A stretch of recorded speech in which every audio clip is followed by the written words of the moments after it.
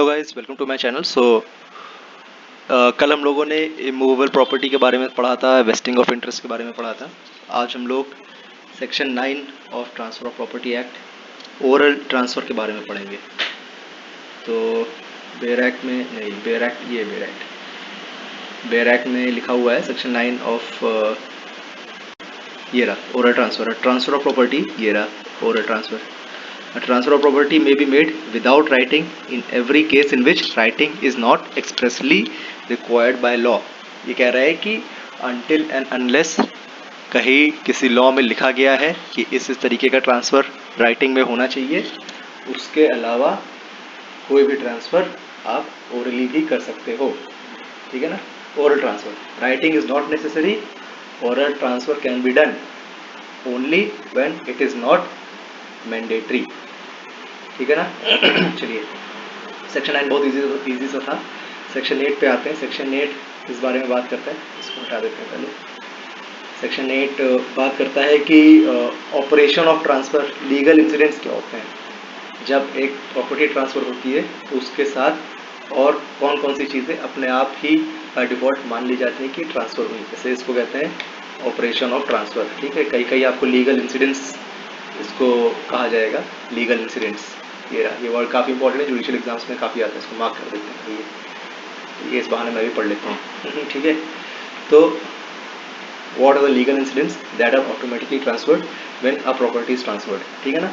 अब देखिए, मान लीजिए प्रॉपर्टी एक लैंड है, ठीक है ना, तो और लैंड ट्रांसफ़र हुआ है, तो कौन कौन से लीगल इंसिडेंट्स ऑटोमेटिकली ट्रांसफर्ड माने जाएंगे। ठीक है ना। लैंड के लीगल इंसिडेंट्स क्या क्या होंगे। ईजमेंट्री राइट्स, ठीक है ना। ईजमेंट्री राइट्स क्या होता है, अगर मान लीजिए आपका घर है तो आप उस घर के अंदर चल फिर सकते हैं। आपके घर के सामने रोड है तो आपका ईजमेंट्री राइट है उस रोड पे चलने का। ठीक है। लैंड से जो भी रेंट में निकल रहा है, जो भी प्रॉफिट निकल रहे हैं, ट्रांसफ़र होने के बाद वो सब लीगल इंसिडेंट्स हैं, वो भी ट्रांसफर्ड ही माने जाएंगे। या फिर थिंग्स अटैच्ड टू अर्थ। ठीक है, लैंड के साथ जो भी चीज़ें अटैच है, अगर उस लैंड में पेड़ अटैच है तो पेड़ आपका ट्रांसफर्ड माना जाएगा कि आपको ट्रांसफ़र हो गया है। ठीक है। चलिए, आप लोग हमको ये बताइएगा कि राइट टू सू ट्रांसफरेबल है कि नहीं। ठीक है ना। अपने व्यूज़ दीजिएगा आप कमेंट बॉक्स में। ठीक है ना। अब हम लोग पढ़ते हैं सेक्शन 21 क्या होता है। मैं कूद के पढ़ा रहा हूँ क्योंकि आप लाइन से पढ़ेंगे समझ नहीं आएगा। सेक्शन 21 कंटिंजेंट इंटरेस्ट के बारे में बात करता है। कल हम लोगों ने कंटिंजेंट इंटरेस्ट के बारे में डिस्कशन किया था, लेकिन अब हम लोग डिटेल में कंटिंजेंट इंटरेस्ट पढ़ेंगे। आपको ये याद रखना है कि सेक्शन 21 जो है टीपीए का, आपको सेक्शन 35 इंडियन कॉन्ट्रैक्ट एक्ट के साथ पढ़ना पड़ेगा। ठीक है ना। अब कंटिंजेंट इंटरेस्ट क्या होता है। ठीक है, ट्रांसफ़र ऑफ प्रॉपर्टी अगर हो रही है और उस वो ट्रांसफ़र अगर किन्हीं दो चीज़ों पर डिपेंडेंट है, happening of a future uncertain event या फिर non happening of a future uncertain event. ठीक है ना, तो वो एक कंटिंजेंट ट्रांसफ़र माना जाएगा। ठीक, अभी हम लोग एग्जांपल लेके समझेंगे तो आपको अच्छे समझ में आएगा। ठीक, if condition fulfilled then contingent interest turns to vested interest. ठीक है ना। इस लाइन का मतलब ये हो गया, अगर मैं कहता हूँ कि मैं आपको ये प्रॉपर्टी तब ट्रांसफ़र कर दूंगा अगर कल बारिश हुई। ठीक है ना। अब ये देखिए, happening of future uncertain event. अब कल बारिश होगी कि नहीं, ये फ्यूचर का अनसर्टेन इवेंट है। ठीक, हैपनिंग कल बारिश हुई तो प्रॉपर्टी आपको ट्रांसफ़र कर दूंगा। ठीक है। अब जैसे ही वो बारिश हो जाएगी, वैसे ही आपका एक कंटिंजेंट इंटरेस्ट एक वेस्टेड इंटरेस्ट में बदल जाएगा। ठीक है, ये जुडिशियल एग्जाम्स में पूछा हुआ सवाल है कि अगर कंटिंजेंट इंटरेस्ट पूरा हो जाता है तो then that type of interest is converted into what. ठीक है, तो आप कहोगे वेस्टेड इंटरेस्ट। यहीं पे ऐसा हो जाए कि अगर कल बारिश नहीं होती है तो मैं तुम्हें प्रॉपर्टी ट्रांसफ़र कर दूंगा। ठीक है, तो हो जाएगा non happening of a future uncertain event. कल बारिश नहीं हुई मतलब नॉन हैपनिंग। ठीक है, अब ये समझिए, if condition is not fulfilled that contingent interest becomes void.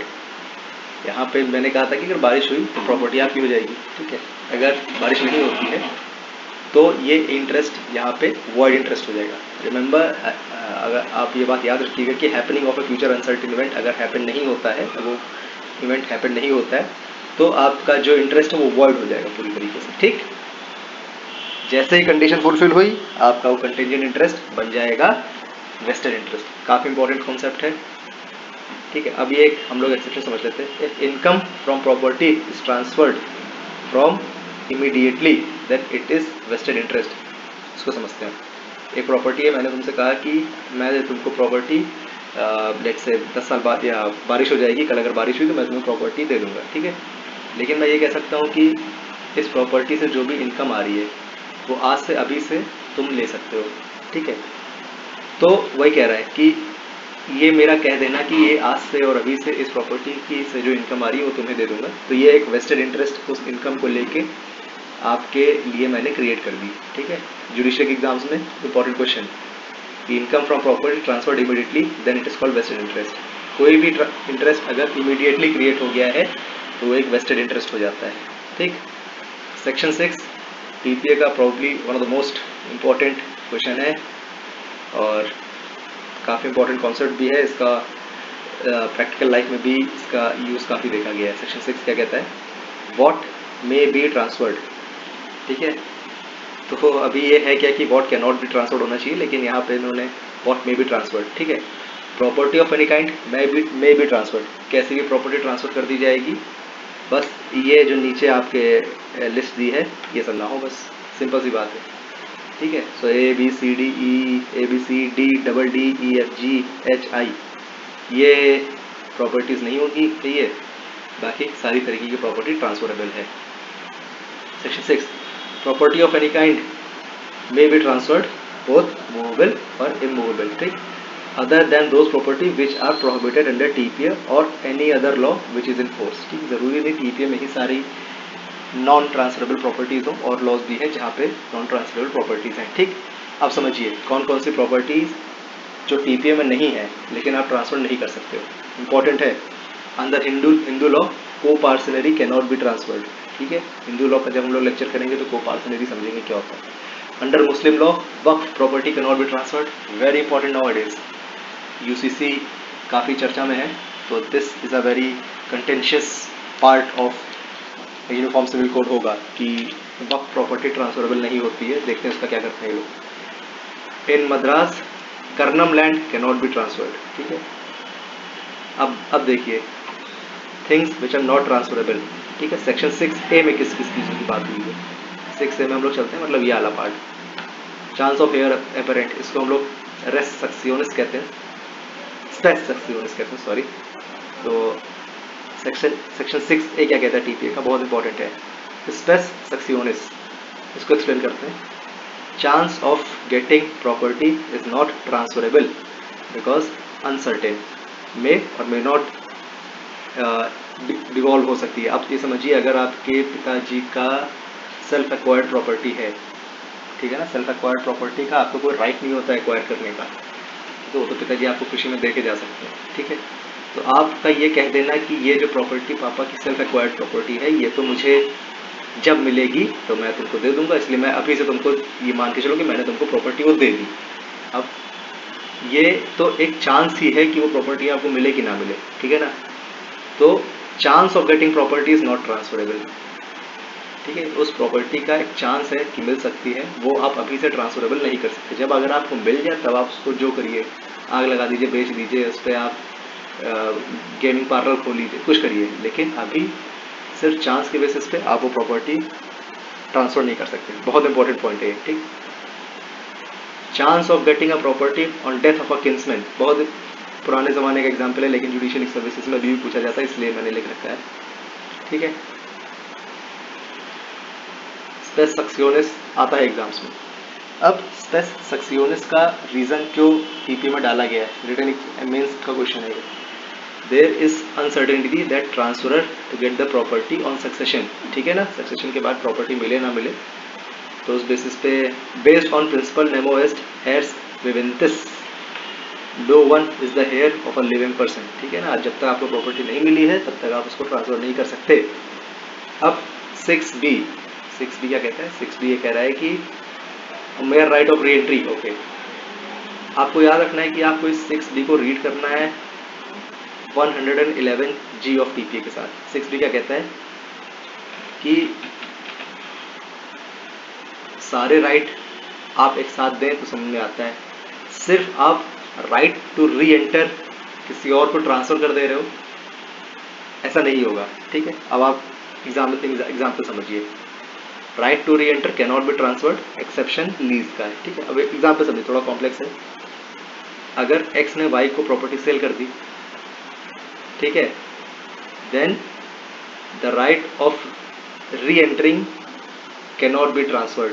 ठीक है ना, एक्स ने वाई को प्रॉपर्टी सेल कर दी, तो एक्स उस प्रॉपर्टी में वापस घुसने का अधिकार खुद के पास नहीं रख सकता है। वो उस प्रॉपर्टी में घुसने का अधिकार वाई के पास है, और वाई जिसको परमिट करे उसके पास होगा। एक्स ऐसा नहीं कह सकता है कि मैंने तुमको मकान बेच तो दिया है, लेकिन मैं इसमें जब चाहूँ तब घुस सकता हूँ। Absolutely wrong. ठीक है ना। अब एक्सेप्शन क्या है? अगर प्रॉपर्टी लीज पे है, आप मकान मालिक हैं, आपने प्रॉपर्टी लीज पे दे रखी है, तो आप तो उस प्रॉपर्टी में घुस सकते हो ना। ठीक है, तो लीज में री एंटर का जो राइट है वो ट्रांसफरेबल है। ठीक है ना, वो अपने पास से राइट रख सकता है, और जिसको मन करे उसको दे सकता है। मेरी प्रॉपर्टी है, हम किसी को भी उस प्रॉपर्टी में घुसेड़ सकते हैं, भले ही मैं उसको लीज पे दे रखा हो, रेंट पे दे रखा हो, किसी चीज़ पे दे रखा हो। ठीक है, if lessee breaches condition subsequent then lessor have rise to re entry. ठीक है ना। अब आगे पढ़ते हैं। रैशनल इस प्रॉपर्टी का राइट टू री एंटर का रैशनल क्या है?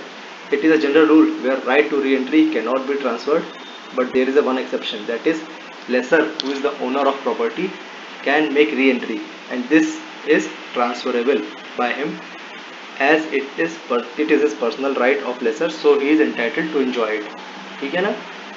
सेक्शन 6 क्या कहता है? सेक्शन 6 इजमेंट्री राइट है।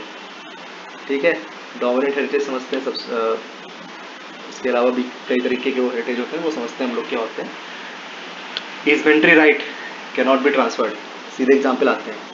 आपने मकान खरीदा, मकान खरीदते हो तो मकान के आगे रोड होती, गली होती, कुछ होता है। ठीक है ना, तो आपका राइट टू वे, मकान में घुसने के लिए सनलाइट, राइट टू लाइट, ये सब साथ में आपको दिया जाता है। ठीक है ना, such right are called incidental right. ठीक है, आगे समझते हैं। अब सिर्फ इजमेंट्री राइट किसी को आप ट्रांसफर नहीं कर सकते हो। जैसे मान लो आपने मकान दिया, लेकिन आप ये नहीं कह सकते हो कि तुम इस मकान के सामने जो रोड है यहाँ से नहीं निकलोगे, तुम पीछे वो बाजू वाली गली है वहाँ से निकलोगे। ठीक है ना, तो इस तरीके से आप राइट का एक्सटिंग्विशमेंट नहीं कर सकते। ठीक है, राइट आप ट्रांसफर करके किसी और को नहीं दे सकते। ठीक, mayor easementary right can not be transferred. आपको इजमेंट्री राइट अगर ट्रांसफर करना है तो साथ में मकान भी दीजिए, मकान दिया है तो इजमेंट्री राइट भी देना पड़ेगा। ठीक, dominant heritage plus easementary right दोनों ही अलाउड होते हैं, अलाउ करे जाएंगे तभी साथ चलेगा। ठीक है, here right to air light can't be transferred. If house dominant heritage is transfer then air light they all have to be transferred. अब आप ये समझिए कि अगर आप यहाँ पे जो मैंने मकान का एग्जाम्पल दिया आपको, तो मकान यहाँ पे एक डोमिनेंट हेरिटेज हो गया। डोमिनेंट एक डोमिनेंट प्रॉपर्टी है, इसलिए उसको डोमिनेंट हेरिटेज मानते हैं। ठीक है ना, डोमिनेंट हेरिटेज फिर से समझ लेते हैं, आप लोग को नहीं समझ में आया होगा। Such property which has easementary rights और property for beneficial enjoyment of which easementary right exist. ठीक है ना, अब सर्वेंट हेरिटेज क्या हो जाएगा? सामने जो सड़क थी वो सर्वेंट हेरिटेज हो गई। The land on which liability is imposed is called servant heritage. ठीक, घर मकान, आपने मकान ट्रांसफर करा है तो मकान एक डोमिनेंट हेरिटेज हो गया, और सामने रोड निकली वो सर्वेंट हेरिटेज हो गया। रैशनल इसका क्या है? When property is transferred legal incidents are automatically transferred. ठीक, 6D के इस बारे में बात करता है। और रिमेंबर हम लोग क्या पढ़ रहे हैं? हम लोग पढ़ रहे हैं कि कौन कौन सी property can not be transferred. 6D क्या है? An interest in property restricted in its enjoyment to the owner personally can not be transferred by him. समझ में कुछ किसी को नहीं आया होगा, पढ़ लेते हैं। Such property interest restricted to be used by certain person only. ठीक, आप समझिए, there are certain property in the enjoyment of which restriction is put, that is not to be enjoyed by others rather than to be enjoyed by one person only। ठीक है, केवल transferee ही उसको enjoy कर सकते हैं। ठीक, आप समझिए, अगर किसी तरीके ऐसा कुछ रिस्ट्रिक्शन है कि सिर्फ ट्रांसफरी ही उस प्रॉपर्टी को एंजॉय कर सकते हैं, ट्रांसफरी ही उस प्रॉपर्टी का फ़ायदा उठा सकते हैं, then the transferee cannot retransfer that same property. आगे वो ट्रांसफर नहीं कर सकता, फर्दर ट्रांसफर नहीं कर सकता। ठीक है ना, इसको और समझते हैं। Transferor says that only transferee can enjoy the property nobody else. ठीक, here transferee cannot further transfer the same property. ठीक, बाल मुकुंद वर्सेस तुकाराम, इलाहाबाद हाईकोर्ट का जजमेंट है। ऑफिस ऑफ शिवेट, शिवेट पुजारी को कहते हैं, can not be transferred as it is meant to be enjoyed by that person only. ठीक है ना। रैशनल क्या है, property is meant to be enjoyed only by transferring, only and only by transferring and by no others. ठीक, to give effect to the intention of the person who has given that property to the other. ठीक, 6 क्या कहता है, 6 क्या है, a right to future maintenance whatsoever manner arising secured determined can not be transferred. बहुत सही, बहुत अच्छा लॉ है ये। 60 कहता है future right to future maintenance is not transferable.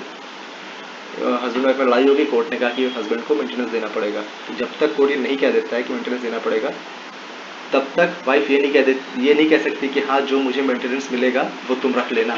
ठीक, वाइफ कैन नॉट से दिस। बाद में मेंटेनेंस मिल जाता है तो उस प्रॉपर्टी को कुछ भी करे, उस मेंटेनेंस का कुछ भी करे, लेकिन जब तक नहीं मिल रहा है मेयर चांस बेसिस, वो ऐसा नहीं कह सकती है कि तुम रख लेना। ठीक है। रैशनल क्या है, such kind of transfer is opposite to the nature of property. If X has given ₹100 to Y for food, ये क्या उल्टा हो गया, Y cannot transfer it to somebody else. ठीक, तारा सुंदरी वर्सेस सरोदा चरण, कलकत्ता हाईकोर्ट का है। Right of the person to receive fooding, lodging, clothing and other necessary is known as right to maintenance. ठीक, मान लीजिए हस्बैंड वाइफ में लड़ाई होगी, कोर्ट ने कहा कि हस्बैंड को महीने में या 2 महीने में एक बार एक नया कंबल ला के देना होगा, नया बेड ला के देना होगा, नया टीवी ला के देना होगा, तो वाइफ उसको ट्रांसफ़र आगे नहीं कर सकती। ठीक है ना। मतलब काफ़ी लॉजिकल सा है, लेकिन समझा दिया, अच्छा करें। ठीक है। सेक्शन 6 की, जैसे मैंने आपसे जो पूछा था अभी तक कमेंट बॉक्स में शायद किसी ने ना लिखा हो, लेकिन mere right to sue is not transferable. सिर्फ आप राइट टू सू, ऑल्दो आपको और भी चीज़ें ट्रांसफर करनी पड़ेगी, लेकिन सिर्फ आप राइट टू सू किसी और को दे दो, दिस इज नॉट ट्रांसफरेबल। ठीक, rational, such agreement will increase litigation and will be against public policy. ठीक है ना। मेरी प्रॉपर्टी हुआ, मेरे से मैटर करोगा तो मेरे से मैटर हुआ तो मैं ही मुकदमा करूंगा, मैं ही लिटिगेशन करूंगा। ठीक है। मैं ये नहीं कह सकता था कि मेरे बिहाफ पे यार तुम जाके यादव यार तुम जाके लिटिगेशन कराओ। ठीक है, ये नहीं होगा। ठीक, मेयर राइट टू सू क्यों लाया गया, इससे क्या होगा, लिटिगेशन बढ़ेगा इसलिए लाया गया है, लिटिगेशन ना बढ़े इसलिए जिसको प्रॉब्लम है वही आए कोर्ट में। ठीक है। ओनली, इसका एक और एक एक्सप्लेनेशन, सब एक्सप्लेनेशन ये भी हो सकता है कि only parties to the contract can sue each other. ठीक, stranger of contract can not sue. If contract is assigned to somebody else then third party can sue. ठीक है। अब 6F क्या कहता है, public office can not be transferred, salary can not be transferred whether before और after it has become payable. ठीक है, ऐसा नहीं हो सकता मेरे पिताजी नौकरी करते हैं, उनको जो सैलरी मिलती है वो ये नहीं कह सकते कि वो सैलरी बेटे दे दो। ठीक है। पेंशन जो मिलती है, कोई भी बुजुर्ग आदमी ये नहीं कहेगा पेंशन उसको दे दो, मतलब दीज आर नॉट ट्रांसफरेबल। आपके हाथ में आ जाती है, आप दे देते हो, that is a completely different issue. लेकिन आप ये राइट ट्रांसफर कर दो कि उसको दे देना, हमें ना दो, this is not good, this is not allowed. ठीक है ना। Public office salary can not be transferred. ठीक है ना। अब आप प्रेसिडेंट चुने गए हो तो आप कह दो कि मेरी जगह इनको प्रेसिडेंट बना दो, मतलब इलेक्शन होने के बाद कह दो कि हम नहीं बैठेंगे, बैठेंगे, तो this can not be transferred. ठीक है। रैशनल क्या है, agreement to sale public office is against public policy as it is held by section 23 of ICA। ठीक है। वेंकट रेड्डी वर्सेस वेंकट चरण चलरम कहा गया, public servant are appointed to serve society in dignified way and a salary is given to them to perform the duty moreover and it is given so that they can live a dignified way। तो इसको आप transfer नहीं कर सकते, वही कहना चाहता है, ज़्यादा सब्सटेंस नहीं है, मैंने लिखा था तो आपको भी बता दिया। ठीक है। यहाँ पे 6G कह रहा है पेंशन इज नॉट ट्रांसफरेबल, जैसा कि मैंने आपको बताया था पेंशन इज नॉट ट्रांसफरेबल। ठीक। 6H क्या चीज़ है भाई, 6H है, ओके, ये कहना चाहता है अगर कोई भी चीज़ अनलॉफुल ऑब्जेक्ट के पर्पज से ट्रांसफर करी जा रही है या फिर अनलॉफुल कंसिडरेशन के पर्पज से ट्रांसफर करी जाती है, तो that particular thing can not be transferred. ठीक है ना। आप कहते हैं कि मुझे ये प्रॉपर्टी दे दो, मैं तुम्हें जीवन भर लेट से तुम्हारे लिए एक मिस्ट्रेस रख दूंगा, तो टेक्निकली दिस इज रॉन्ग, ये नहीं हो सकता। ठीक है ना। These are the sort of things that are non transferable. आगे और पढ़ते हैं। इसको हम लोग को 6H को हम लोग को सेक्शन 135 TPA के साथ पढ़ना है और section 53 of Indian forest act के साथ पढ़ना है। ऑल्दो नॉट वेरी इंपॉर्टेंट, लेकिन अगर आप पढ़ लेंगे तो आपकी एक अंडरस्टैंडिंग अच्छी हो जाएगी। अब समझिए, बहुत ही फ्रीक्वेंट क्वेश्चन है। आपके घर का किराएदार है, वो किराएदार एक सब किराएदार नहीं रह सकता। ठीक है।